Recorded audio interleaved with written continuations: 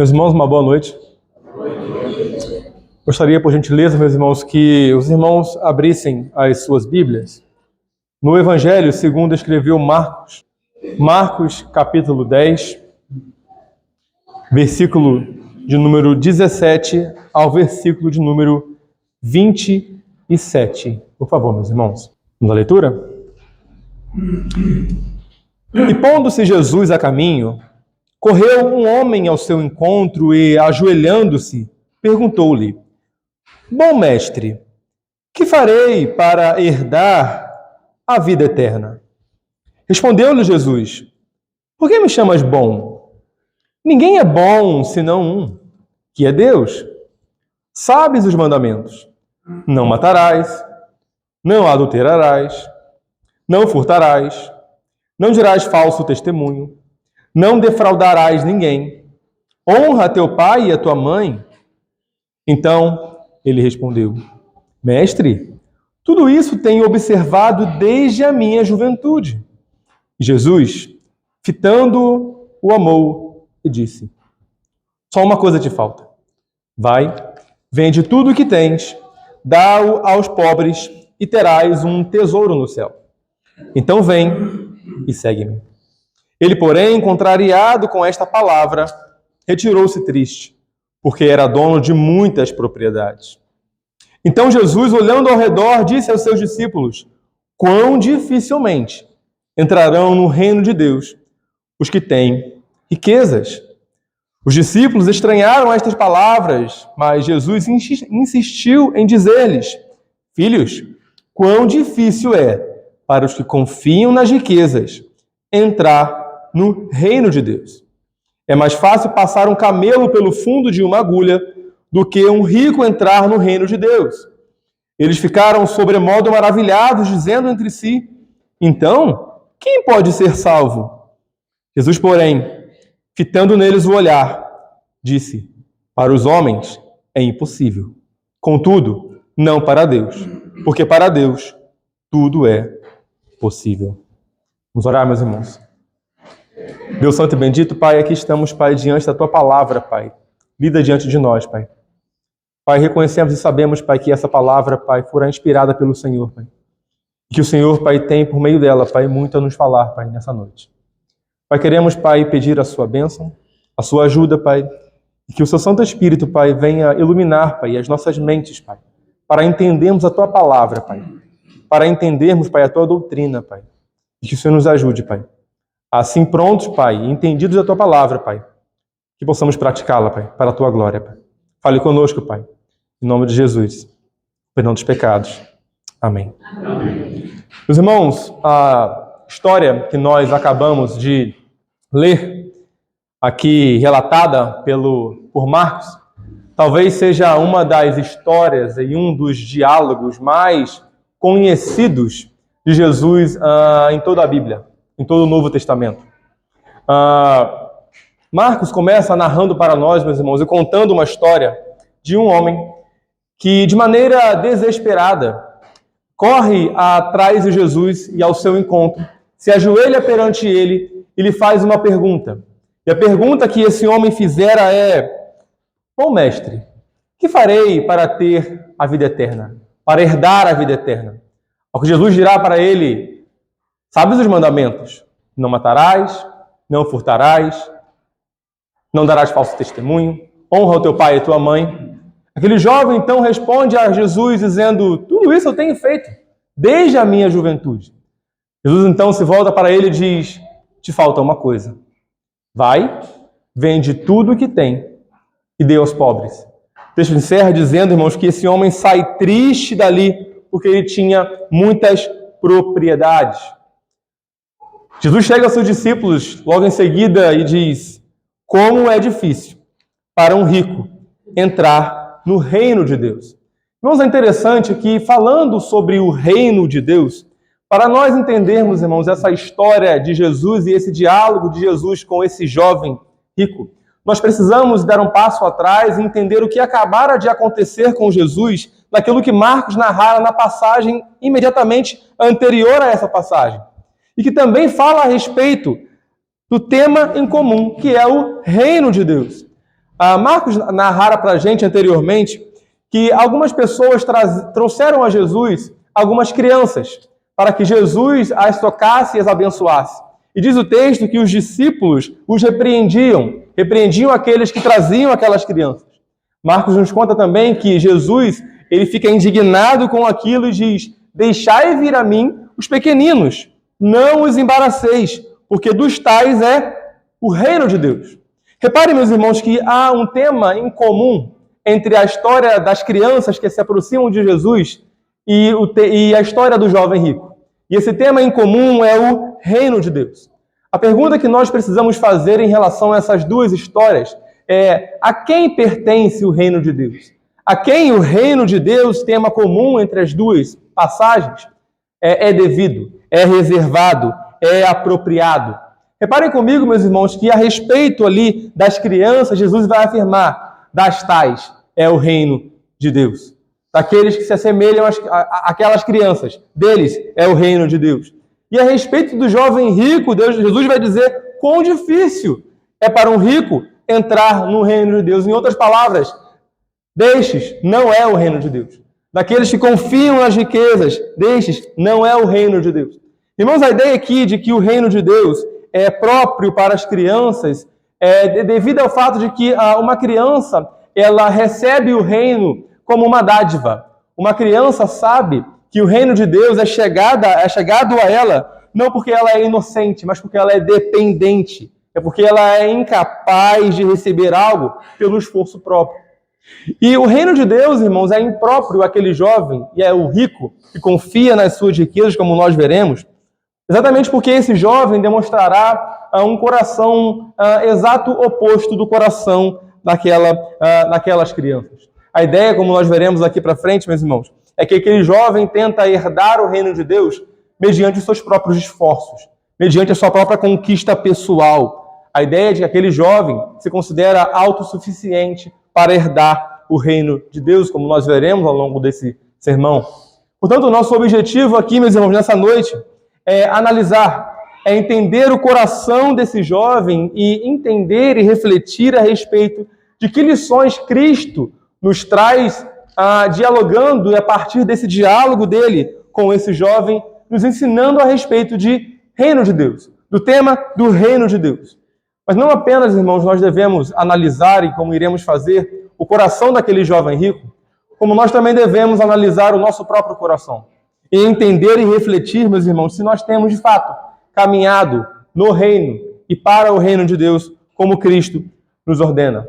Portanto, irmãos, para isso eu convido os irmãos a acompanharem comigo a partir do versículo de número 17, do capítulo de número 10, do Evangelho segundo escreveu Marcos. Irmãos, versículo 17, por gentileza. O texto dirá assim: E pondo-se Jesus a caminho, correu um homem ao seu encontro.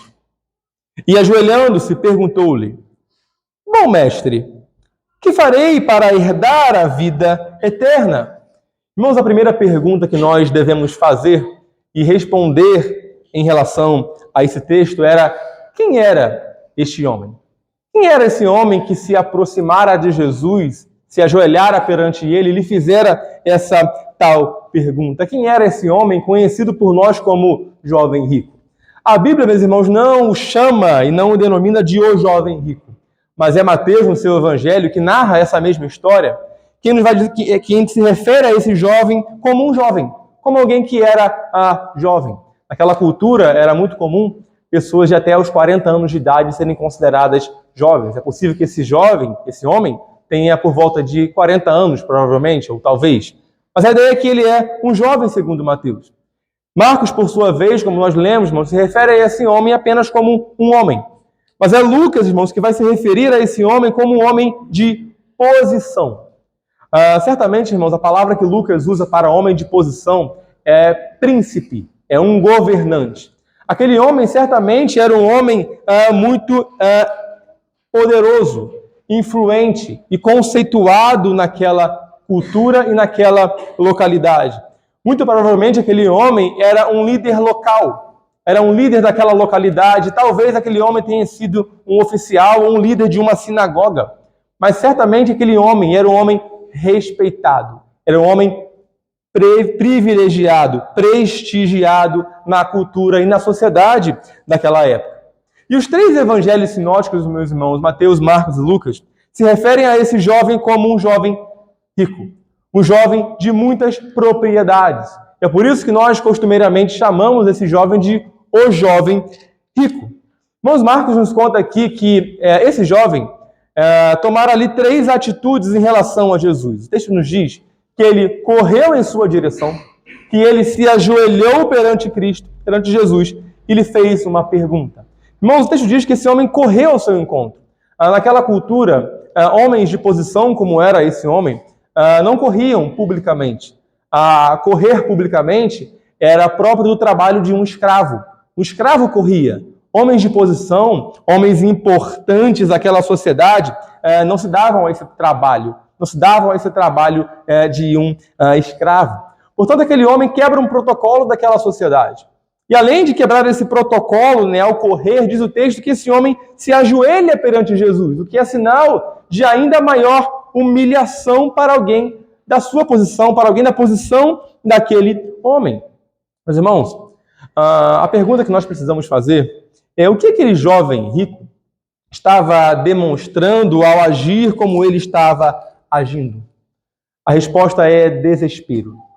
Aquele homem, meus irmãos, a despeito de toda a sua riqueza, a despeito de todos os seus bens, por algum motivo algo o perturbava interiormente. A ideia aqui é que, a despeito de tudo que ele tinha, de todas as suas posses, de toda a sua posição privilegiada e importante, aquele homem sentia falta de alguma coisa ainda. Sentia a necessidade de alguma coisa, a ideia de que as suas riquezas já não o satisfaziam. Mas é interessante que nós costumeiramente conhecemos esse jovem como o jovem rico. Mas, em certo sentido, irmãos, esse jovem, na maneira como ele se refere, vai até Jesus, ele se mostra não tanto como um jovem rico, mas por dentro como um jovem insuficiente, um jovem infeliz e um jovem, na verdade, pobre.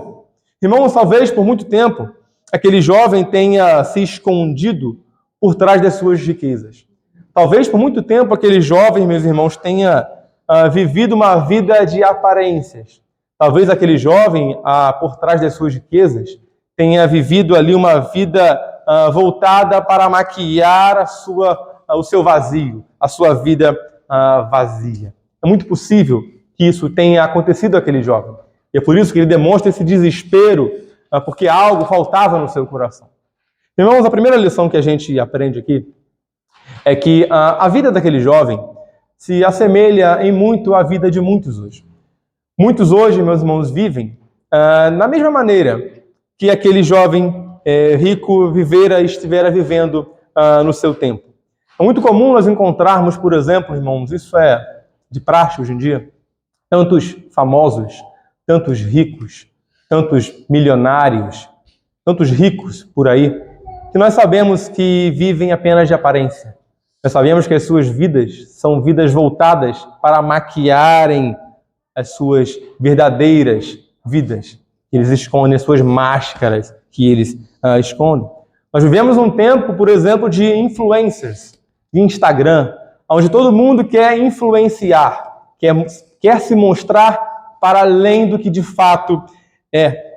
Quer mostrar uma aparência daquilo que de fato não é.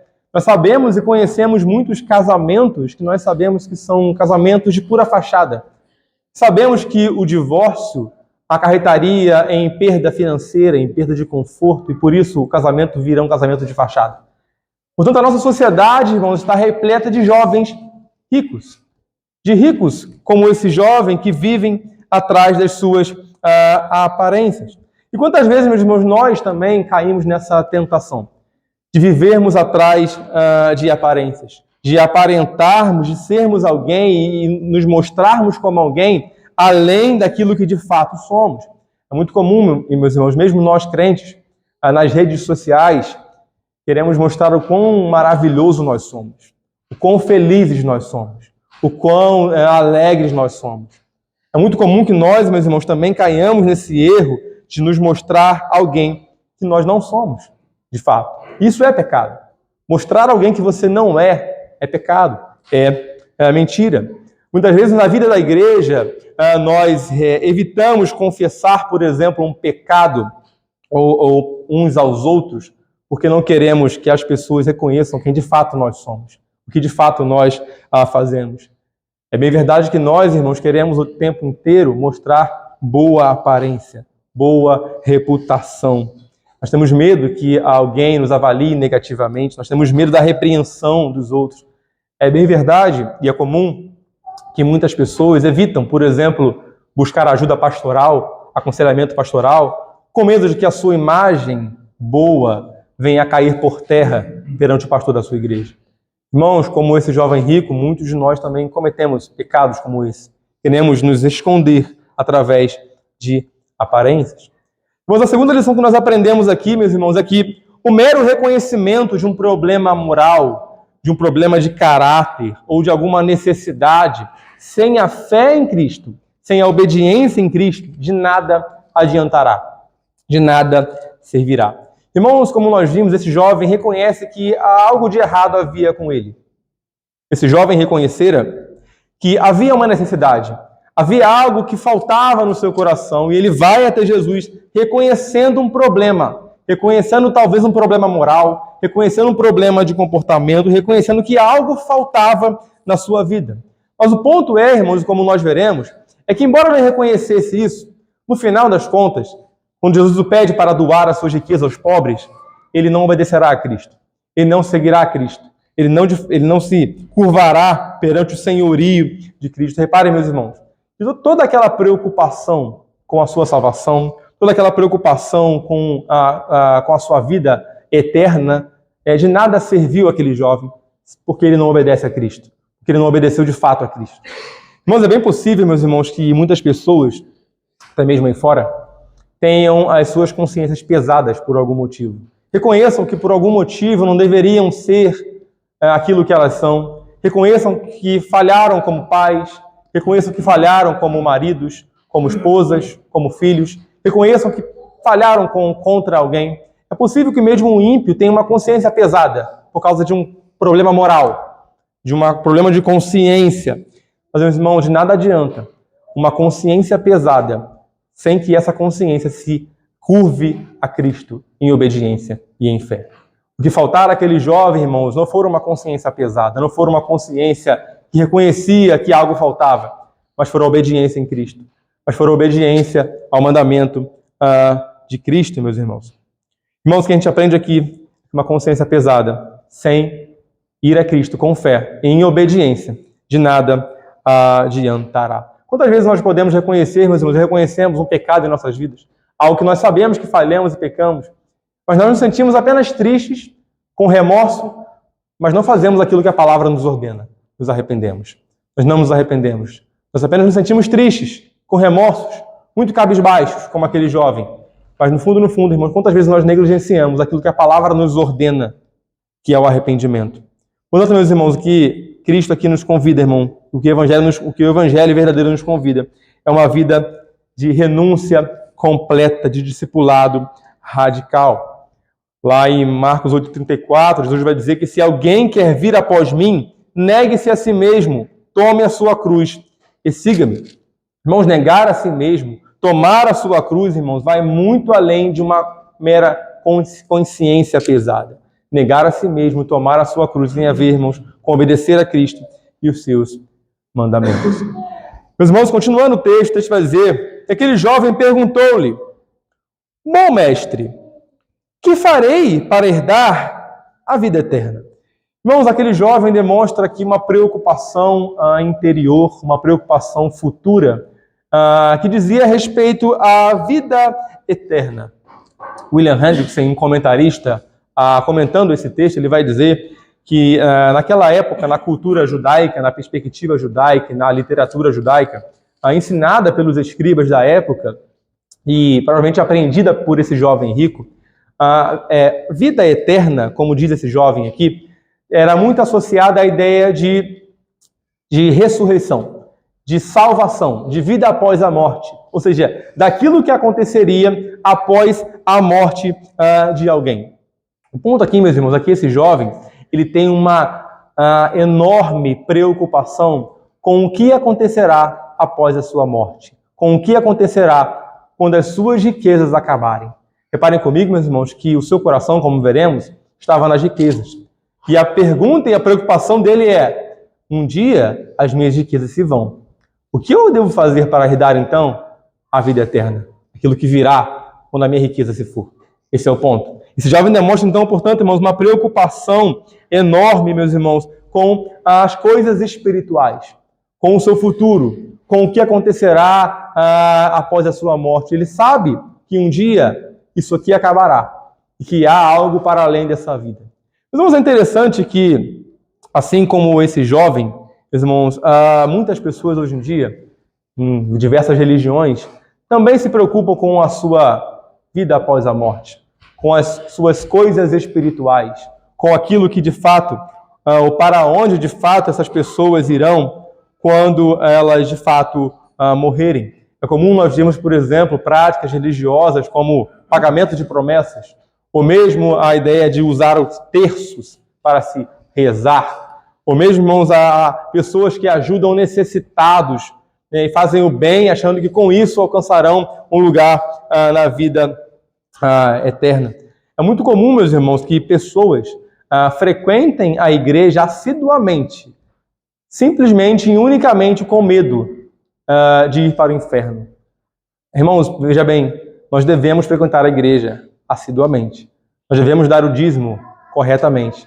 Mas o ponto é que essas coisas não nos levam e não nos garantem uma vida após a morte, uma vida espiritual, uma salvação após a morte. Portanto, irmãos, o meu ponto é que toda preocupação que alguém possa ter com a vida por vir, seja lá o que a pessoa imagina como vida por vir, toda preocupação, irmãos, espiritual, interior ou futura com relação ao estado da sua alma, se essa preocupação, meus irmãos, não envolver a fé verdadeira, a religião verdadeira e o Cristo verdadeiro, essa preocupação é de fato, irmão, certamente é uma preocupação vã, uma preocupação inútil, uma preocupação que de nada servirá.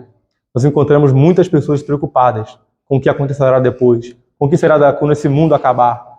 Mas se essa preocupação não se render ao senhorio de Cristo, se essa preocupação não vier acompanhada da fé em Cristo, que nos salva do pecado, irmãos, essa preocupação de nada servirá. O texto continua dizendo, meus irmãos, que ele pergunta, né? Bom mestre, que farei para herdar a vida eterna? É interessante, meus irmãos, que Mateus, né, que narra o mesmo episódio, ele vai dizer que a pergunta mais exata desse jovem fora: mestre, que farei eu de bom para alcançar a vida eterna? É interessante que quando nós analisamos a pergunta feita por esse jovem, nós percebemos que na própria pergunta dele já havia algo que revelava um pecado e algo do seu coração.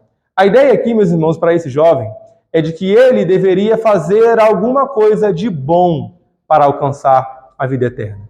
Para esse jovem, a vida eterna, a salvação, a ressurreição futura, era algo que dependia dele mesmo. Era algo que dependia dos seus próprios esforços. Era algo que dependia do seu próprio mérito, das suas boas obras, dos seus próprios esforços, meus irmãos. Irmãos, é interessante que aquele jovem, como nós sabemos, era um jovem rico. E certamente, muito provavelmente, ele obtera as suas riquezas com muito trabalho. Ele obtera as suas riquezas, os seus bens e propriedades após muito esforço, após muito trabalho. E o ponto aqui, meus irmãos, é que provavelmente esse jovem entendia e achava que ele deveria alcançar a salvação da mesma forma. E que a salvação seria alcançada com muito trabalho, com muito esforço, fazendo o bem. Tanto é que ele pergunta: o que eu farei? O que eu farei de bom para alcançar a vida eterna? Para ele, a salvação dependia daquilo que ele fazia para alcançar a vida eterna. Meus irmãos, é muito comum hoje nós conversarmos com pessoas que não amam a Cristo. E se nós perguntarmos para ela: você acha que quando você morrer você vai para o céu? É muito comum que a resposta que nós venhamos a ouvir é claro que eu vou para o céu. Eu fui uma ótima pessoa em terra. Eu sempre fiz o bem. Eu sempre ajudei o pobre. Eu sempre fiz aquilo que é correto diante de Deus. Eu sempre honrei os meus pais. Eu me envolvi em causas sociais. Eu me envolvi em causas animais. Eu fiz o que era bom, portanto a ideia é, eu mereço ir para o céu. Eu sou uma boa pessoa. Vamos veja bem, a principal diferença entre o cristianismo bíblico, né, e qualquer outra religião é que em qualquer outra religião você precisa fazer algo para ser salvo. Em qualquer religião, que não o cristianismo bíblico, você precisa fazer alguma coisa. A salvação é obra humana. A salvação é conquistada por esforço. Em qualquer religião. No cristianismo, não. No cristianismo bíblico, você é salvo pela graça. E então, você faz boas coisas, boas obras. Reparem comigo, meus irmãos, que aquele jovem tinha, portanto, uma mentalidade pagã a respeito da salvação e a respeito do reino de Deus. O ponto aqui, meus irmãos, que o maior problema daquele jovem não eram as suas riquezas. Como nós veremos mais à frente, a riqueza em si não é um problema. O maior problema daquele jovem, meus irmãos, certamente, era o seu coração. Era um coração e era o conceito que aquele jovem tinha de si mesmo. Meus irmãos, aquele jovem entendia que ele, por si mesmo, poderia herdar a salvação. O texto continua dizendo aí, irmãos, que ele perguntou-lhe, né? Bom mestre, reparem, meus irmãos, a maneira como esse jovem se refere a Jesus. Ele vai chamar Jesus de bom mestre. A designação mestre em relação a Jesus era muito usada por pessoas da época. Se nós lermos o Novo Testamento, nós veremos que, por vezes, pessoas normalmente chamavam a Jesus de mestre, até mesmo seus inimigos. Os fariseus, por exemplo, costumeiramente chamavam a Jesus de mestre.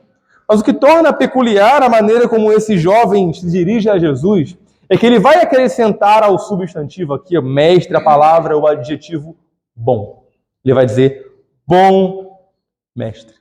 Meus irmãos, é interessante que, por algum motivo, como nós veremos, Jesus não gostara muito da maneira como aquele jovem se refere a ele. Jesus não se mostra muito satisfeito com a maneira como aquele jovem se dirigir a ele. Vejamos como Jesus se reage a essa maneira como esse jovem se dirige a ele no versículo 18. O texto vai dizer assim: respondeu-lhe Jesus, por que me chamas bom? Ninguém é bom, senão um, que é Deus. Meus irmãos, numa primeira leitura desse texto, nós podemos ter a impressão de que Jesus está dizendo algo do tipo: por que você me chama bom? Você não deveria me chamar bom. Bom é só Deus, logo eu não sou Deus. Estaria Jesus dizendo aqui que ele não era Deus ou que ele não era bom em si mesmo? A ideia não é essa. Jesus não está dizendo, irmãos, que ele não era bom ou que ele não era Deus ou que ele era diferente do Pai. A ideia aqui de Jesus, existem duas interpretações principais a respeito dessa maneira como Jesus se refere e fala a respeito de ser bom, né, de que apenas o Pai, Deus, era bom.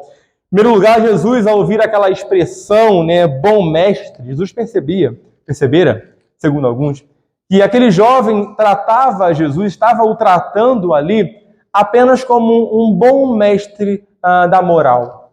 A ideia é de que Jesus percebe que para aquele jovem, Jesus era apenas um exemplo moral, alguém legal a ser seguido, um exemplo moral a ser seguido, alguém cujo comportamento deva ser seguido. Jesus, então, não se satisfaz com esse título simplório a respeito de si. A ideia é que Jesus sabia que ele era muito mais do que isso. E aquele jovem trata a Jesus como apenas um exemplo moral a ser seguido. Em segundo lugar, a segunda interpretação diz respeito ao fato de que, ao afirmar que ninguém é bom senão Deus, Jesus estaria aqui removendo o falso conceito que aquele jovem tinha de si mesmo. Reparem, meus irmãos, que aquele jovem, ele achara que ele era bom. Ele achara que ele era alguém que poderia fazer o bem e poderia, assim, herdar o reino de Deus, como nós veremos. Então, a ideia aqui é: ninguém é bom, nem você. Somente aquele que é Deus é bom. Essas são as duas interpretações possíveis e é possível que as duas estejam corretas ao mesmo tempo. Mas, meus irmãos, o que nós aprendemos aqui é que é muito comum nós vermos pessoas, de maneira geral, e mesmo religiões, de maneira geral, que tratam a Jesus, veem a pessoa de Jesus como muito abaixo daquilo que Jesus de fato é. É muito comum que muitas religiões e pessoas tenham e vejam em Jesus alguém bem superficial, se comparado àquilo que ele de fato é. É muito comum pessoas e religiões enxergarem Jesus apenas como um exemplo moral, alguém para se imitar, um bom mestre, aquele que ensina bons modos de conduta. É comum você ver em religiões tratando Jesus apenas como um bom profeta, como um grande profeta. Mas reparem, meus irmãos, Jesus não é meramente apenas um bom exemplo moral. Jesus não é somente alguém legal, alguém que nos torna mais educados, alguém que nos torna mais civilizados. Jesus é muito maior do que apenas um bom mestre. Jesus, meus irmãos, não é aquele que existe para nos fazer mais bem comportadinhos, mais bem educados. Jesus veio para algo muito maior. É óbvio, meus irmãos, que Jesus também é o nosso exemplo. Nós devemos imitá-lo. Ele é o nosso exemplo. Mas ele é muito mais do que apenas um exemplo moral. Jesus é aquele, meus irmãos, que é Deus. Aquele a quem devemos nós obedecer, meus irmãos. Aquele sem o qual nós estamos e o mundo está perdido em seus pecados. Jesus é aquele sem o qual o mundo está caminhando rumo ao inferno. Jesus é aquele, meus irmãos, que de fato salva o homem do pecado, da justiça, do juízo divino.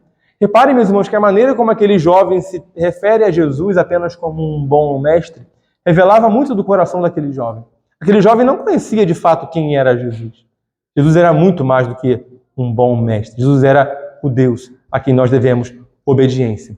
E que aquele jovem, por final, como nós veremos, não assim o fará. Ele desobedecerá a ordem de Cristo. Jesus continua a sua resposta a esse jovem no versículo de número 19, dizendo, 19 e 20, meus irmãos. Sabes os mandamentos? Não matarás, não adulterarás, não furtarás, não dirás falso testemunho, não defraudarás ninguém, honra a teu pai e a tua mãe. Então ele respondeu, mestre, tudo isso tenho observado desde a minha juventude.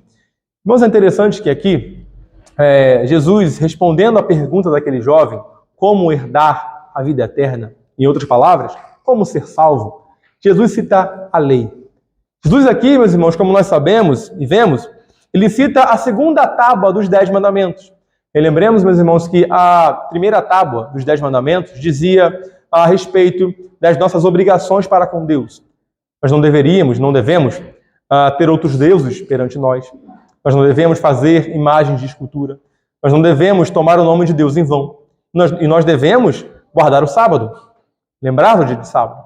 Essa era a primeira tábua dos 10 mandamentos entre as duas tábuas.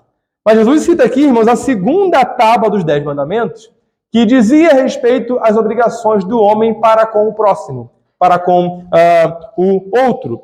Jesus vai citar aqui, irmãos, o 6º, o 7º, o 8º, o 9º, o 10º e, por fim, o 5º mandamento. Portanto, a segunda tábua dos 10 mandamentos. É interessante, meus irmãos, que naquela época, um judeu piedoso, ele sempre tentava viver piedosamente, em amor a Deus, acreditando que era possível, que amar a Deus vivendo e obedecendo aos seus mandamentos. Mas Jesus sabia, meus irmãos, que ninguém poderia ser salvo. Absolutamente ninguém poderia ser salvo dos seus pecados e herdar a vida eterna por meio do cumprimento da lei. Nós sabemos, e Paulo nos ajuda muito nisso, que a lei, meus irmãos, ela servia para mostrar o nosso pecado, para revelar a nossa pecaminosidade, para mostrar o quanto nós somos indignos, como somos incapazes de obedecê-la completamente. Irmãos, a ideia aqui, irmãos, é que a lei, ela serve para nos mostrar a nossa pecaminosidade, o quanto nós somos incapazes de cumpri-la. A pergunta que nós precisamos fazer é, dada a pergunta do jovem, como ser salvo, como herdar a salvação, por que Jesus cita a lei em primeiro lugar? O que Jesus queria fazer e mostrar àquele jovem era o estado do seu coração. Lembremos, a lei revelava a incapacidade do homem, a indignidade do homem. Quando Jesus cita a lei, Jesus está querendo mostrar a terrível pecaminosidade do coração daquele jovem para ele. Jesus estava aqui mostrando para ele o quanto aquele jovem era indigno, era incapaz, era insuficiente para cumprir toda a lei. Jesus, portanto, começa, irmãos, dizendo como ser salvo, como herdar a salvação, citando a lei. Martin Lloyd-Jones, irmãos, a respeito desse assunto, ele vai dizer o seguinte: a essência do evangelismo é começar pregando a lei. E é porque a lei não tem sido pregada que hoje temos um evangelismo tão superficial. O evangelismo precisa começar com a santidade de Deus, a pecaminosidade do homem, as exigências da lei, o castigo estabelecido pela lei e as consequências eternas do mal. Portanto, meus irmãos, Jesus sabia que era somente mostrando àquele homem o terrível estado do seu coração que aquele homem poderia começar a entender como herdar a salvação e como ser salvo. Meus irmãos, é muito comum hoje, em práticas de evangelismo, que as pessoas usem jargões como Jesus te ama. Jesus te ama. Nós sabemos, meus irmãos, que Jesus não ama a todos. Jesus, ele tem os seus eleitos. Ele ama os seus filhos, os seus eleitos. Irmãos, a melhor e mais bíblica, irmãos, maneira de se evangelizar alguém é começar pela lei. É mostrar a essa pessoa o terrível estado do seu coração, o terrível estado da sua vida. É o que Jesus faz aqui. No ilicito mandamento, a resposta que aquele homem deveria dar é: Senhor, eu não tenho cumprido os mandamentos. Mas reparem que a resposta que o jovem dá é o contrário. Tudo isso eu tenho obedecido desde a minha juventude. Meus irmãos, é interessante que aquele jovem ele fizera uma avaliação muito superficial daquilo que de fato ele fazia e cumpria em relação à lei. Aquele jovem dissera: eu cumpro a lei desde a minha juventude, Senhor. Eu tenho feito tudo isso. Meus irmãos, reparem que quando Jesus ele fala a respeito de 2 dos mandamentos que ele cita a esse jovem, por exemplo, não matarás e não adulterarás, reparem comigo, meus irmãos, que naquela ocasião Jesus ele vai dizer assim: vocês ouviram o que foi dito? Não matarás. Mas se você odiar o seu irmão no seu coração, você pecou contra Deus. Você o assassinou no seu coração. Não, vocês ouviram o que foi dito? Não adulterarás. Mas se você intencionar, por meio do seu olhar, uma mulher que não é sua, com desejos impuros, você adulterou com ela no seu coração. Reparem, meus irmãos, o que Jesus está fazendo ao dizer essas coisas? Jesus está elevando a lei a um nível ainda mais impossível de ser cumprida. Por quê? Porque pecado não é apenas matar, roubar, dar falso testemunho. É também, mas o pecado tem a ver também com a intenção do meu coração. Irmãos, o que a gente aprende com isso? Meus irmãos, é muito comum, meus irmãos, nós entendermos e vermos, melhor dizendo, por aí, pessoas que fazem o bem. Ímpios que não amam a Deus, mas que fazem a coisa certa. Dão dinheiro aos pobres, ajudam necessitados, causas sociais. Meus irmãos, nós devemos ter cuidado com as intenções do coração daqueles que não amam a Deus ao fazer essas coisas. Então, geralmente, se não sempre, a intenção de alguém que não ama a Deus ao fazer o bem é se vangloriar, é mostrar o quanto essa pessoa, ele é importante ao fazer o que faz. É mostrar ou mesmo aliviar a sua consciência pessoal. É muito comum, meus irmãos, essas pessoas fazerem o que faz, mesmo o bem, mas com intenções pecaminosas. Portanto, meus irmãos, cuidemos das nossas intenções. É possível que nós façamos o bem, façamos o que é correto. É possível que eu entregue meu dízimo, e isso é correto de se fazer, mas com uma intenção completamente pecaminosa no meu coração. É possível que eu faça aquilo que é correto, mas se a minha intenção do coração é ruim, é errada, nós pecamos. Portanto, meus irmãos, aquele jovem, ele não tinha, de fato, feito uma boa avaliação do seu coração. Jesus aqui, irmãos, entende que aquele jovem, ele percebe que aquele jovem ele não vivera conforme ele, de fato, e como de fato a lei ordenava totalmente. Jesus, meus irmãos, ele em certa ocasião, ele vai dizer e resumir a lei de Deus em uma frase muito conhecida. Ele resume as 2 tábuas da aliança, né? Ele vai dizer: amai a Deus, todo o seu coração, alma e entendimento. O resumo da primeira tábua das nossas obrigações para com Deus. E vai dizer: e ame o seu próximo como a ti mesmo. Resumo da segunda tábua. Meus irmãos, reparem que aquele jovem, meus irmãos, ele não amava a Deus de todo o seu coração. Como nós sabemos disso? Porque, como nós veremos, o Deus daquele jovem não era o Deus verdadeiro, era o seu dinheiro, eram as suas riquezas. Portanto, aquele jovem, ele quebra toda a primeira tábua, todo o resumo da primeira tábua. E, ao mesmo tempo, aquele jovem não ama o próximo como a ti mesmo. Porque, como nós veremos, diante do pedido de Jesus para que ele abra mão dos seus bens para os pobres, ele assim não faz. Veja, meus irmãos, que aquele jovem, ele quebra toda a lei. Ele quebra a lei por completo.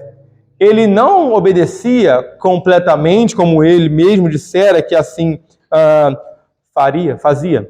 Reparem, meus irmãos, que ele achava, e o grande problema daquele jovem, meus irmãos, é que ele achava que um pouco de moralidade era suficiente.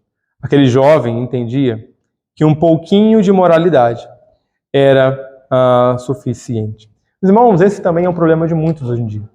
É muito comum nós, hoje em dia, encontrarmos pessoas, e se nós perguntarmos a elas se elas irão para o céu, elas não apenas dirão que sim, porque fizeram bem, mas elas dirão sim. Aliás, eu nunca matei alguém, eu nunca roubei alguém, eu nunca falei mal de alguém, verdadeiramente. É muito comum as pessoas acharem que irão para o céu não apenas pelo bem que elas acham que fizeram, mas pelo mal que elas acham que nunca fizeram. É muito comum nós encontrarmos, meus irmãos, pessoas que se acham merecedoras, né, do céu, não apenas pelas suas boas obras, mas também pela ausência de mais obras, segundo elas mesmas pensam que não tem.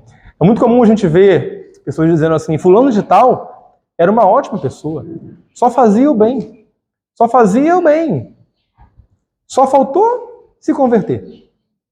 Meus irmãos, se faltou a Cristo, faltou tudo, faltou a tudo. Um pouco de moralidade, como aquele jovem pensava, não era o suficiente para que ele herdasse a sua salvação. Vamos ao versículo 21, 22, continuando, por favor. O texto vai dizer assim para a gente: e Jesus, fitando-o, o amou e disse: só uma coisa te falta. Vai, vende tudo o que tens, dá-o aos pobres, e terás um tesouro no céu. Então, vem e segue-me. Ele, porém, contrariado com esta palavra, retirou-se triste, porque era dono de muitas propriedades. Meus irmãos, interessante aqui que Jesus, nesse momento, ele, percebendo a resposta que o jovem dera superficial em relação à lei, Jesus faz um pedido àquele jovem extremamente difícil e um pedido extremamente exigente àquele jovem rico. E o pedido de Jesus era: vai, tome tudo o que você tem, toda a sua riqueza, todos os seus bens, e abra mão de tudo isso em prol dos pobres. Abra mão de toda a sua riqueza em prol de pessoas pobres e necessitadas. De fato, meus irmãos, para alguém da sua posição e da riqueza, e por causa da riqueza que ele tinha, não era um pedido fácil. Jesus, ao dizer para ele, para que ele assim o faça, abrisse mão das suas riquezas, Jesus não estava dizendo que a salvação daquele jovem dependia disso, no sentido de que todos nós devemos abrir mão de toda a nossa riqueza em prol dos pobres. Jesus não está pregando aqui uma espécie de socialismo. Jesus não está pregando aqui uma espécie de socialismo que entende que a salvação consiste na ajuda dos pobres. Jesus não nos pede hoje para nós abrirmos mão de tudo e darmos tudo aos pobres. Esse não é o ponto aqui. Jesus aqui, irmãos, ele intenciona algo ao fazer essa pergunta àquele jovem. E o que Jesus intenciona, meus irmãos, é muito simples. Jesus, irmãos, que conhecia o coração do homem, ao pedir àquele jovem para que ele abrisse mão de tudo e desse aos pobres, Jesus estava aqui revelando, irmãos, algo do seu coração. Jesus estava revelando aqui, irmãos, algo chamado ídolo. Um ídolo do seu coração. Jesus estava mostrando aqui, irmãos, aquele jovem, que aquele jovem adorava um ídolo. Que aquele jovem, irmãos, estava, portanto, irmãos, condenado, caso não abrisse mão e renunciasse da sua idolatria. Jesus deixa claro aqui, expõe o coração daquele jovem. Essa era a intenção de Jesus ao fazer aquela pergunta. É interessante, meus irmãos, que Jesus pede àquele jovem para que abrisse mão, para que renunciasse. Meus irmãos, e renunciasse, nós sabemos agora, o seu ídolo, que era o dinheiro, que era as riquezas.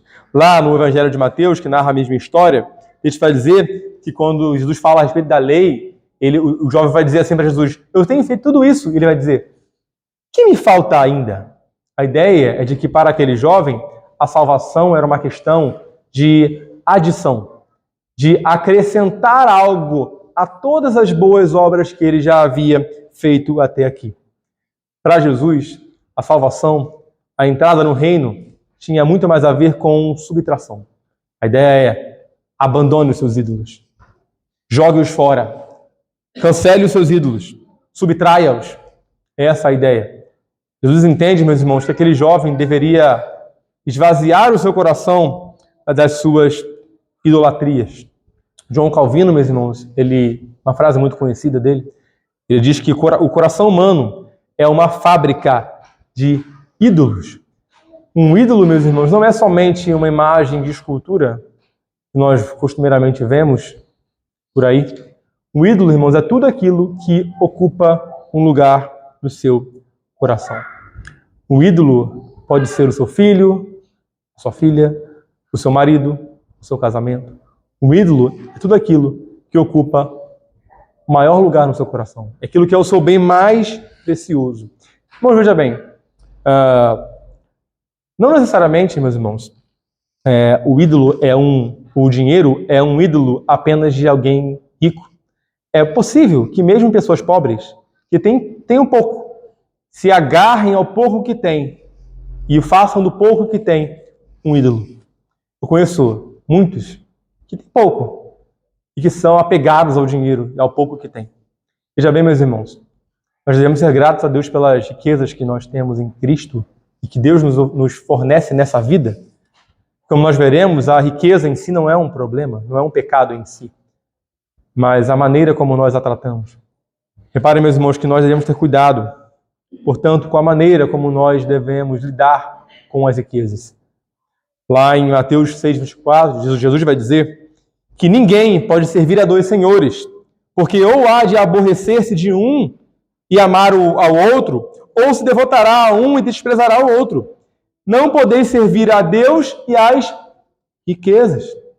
Provérbios 11:28 dirá que quem confia nas suas riquezas cairá, mas os justos reverdecerão como a folhagem. Eclesiastes 5:10 dirá que quem ama o dinheiro jamais dele se farta, e quem ama a abundância nunca se farta da renda.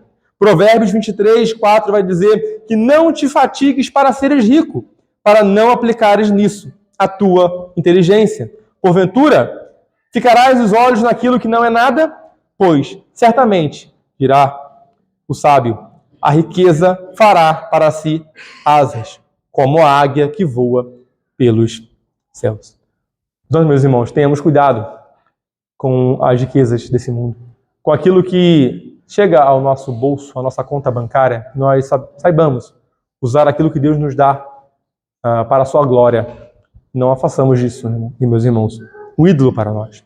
Os irmãos, versículos 23 a 24, caminhando ao final, eles continuam dizendo: então Jesus, olhando ao redor, disse aos seus discípulos: quão dificilmente entrarão no reino de Deus os que têm riquezas.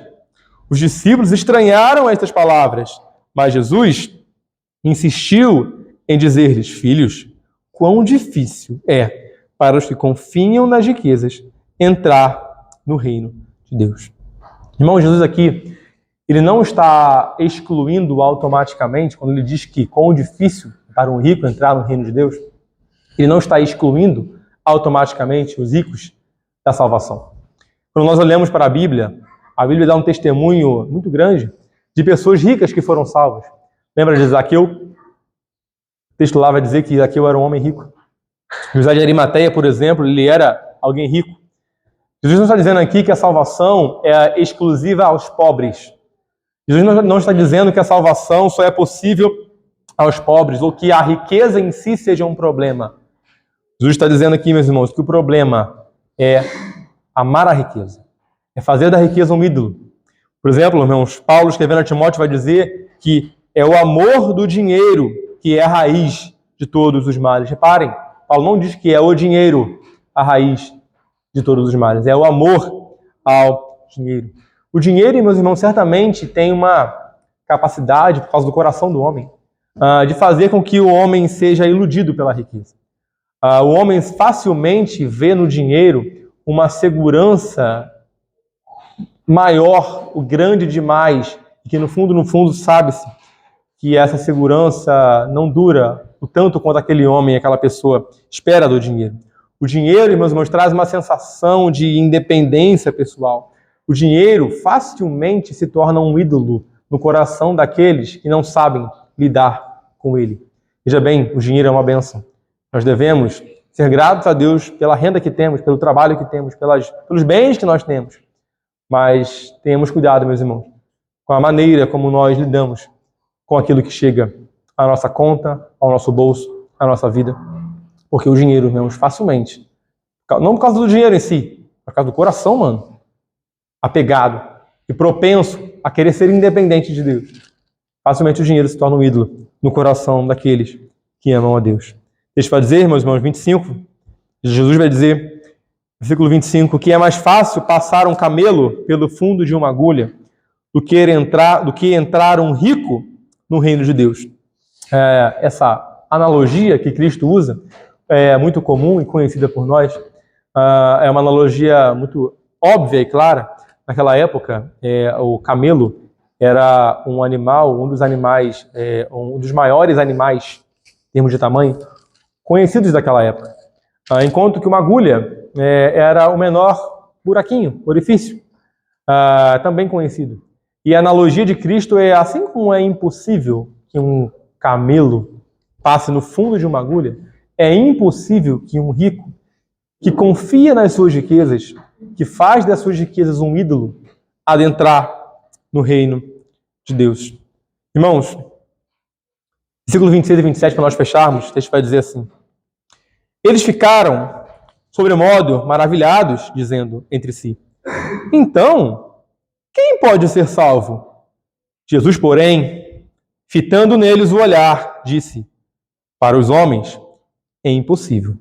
Contudo, não para Deus, porque para Deus tudo é possível. Meus irmãos, o texto nos diz aí, Marcos, que os discípulos de Jesus ficaram maravilhados, ficaram espantados quando Jesus disse que aos ricos que confiam nas riquezas é impossível herdar o reino de Deus. A pergunta que nós precisamos fazer é: por que dessa perplexidade, desse maravilhamento por parte dos discípulos? Naquela época, entendia-se, era muito comum o entendimento de que os ricos, eles eram especialmente abençoados por Deus. Ser alguém rico naquela época, a cultura judaica da época, era ser alguém muitíssimo abençoado por Deus, muitíssimo querido por Deus. Quando Jesus chega e diz aos ricos que confiam nas riquezas: é impossível, é muito difícil que herdem o reino de Deus. A ideia é: separa um rico que é especialmente, e é o que os discípulos vão pensar, para um rico que é especialmente abençoado por Deus, querido por Deus, e por isso ele é rico, é impossível a salvação. O que dirá do pobre? O que dirá daquele que não tem nada? E é por isso que eles vão dizer: então quem pode ser salvo? A ideia é: se o rico que é abençoado não pode ser salvo, que é alguém querido por Deus, que é alguém muito abençoado por Deus, não pode ser salvo, ou é difícil a ele ser salvo, porque confia nas suas riquezas, o que dirá de nós? O que dirá? Quem poderá ser salvo? A ideia dos discípulos é: então ninguém pode ser salvo. Então ninguém vai poder ser salvo, ninguém conseguirá herdar um reino de Deus. Irmãos, Jesus vai dizer assim para eles: para os homens é impossível, contudo não para Deus, porque para Deus tudo é possível. A ideia aqui, meus irmãos, é de que os homens, sejam eles pobres ou ricos, eles são incapazes de por si só herdarem a salvação. Para os homens é impossível, porque seja ele pobre ou rico, homem algum é capaz de conquistar a sua própria salvação, de herdar o reino de Deus, de conquistar a vida eterna. Mas para Deus é impossível, meus irmãos, porque Cristo, sendo o nosso Deus, Ele é capaz de salvar o homem. Ele é capaz, irmãos, de salvar mesmo o rico.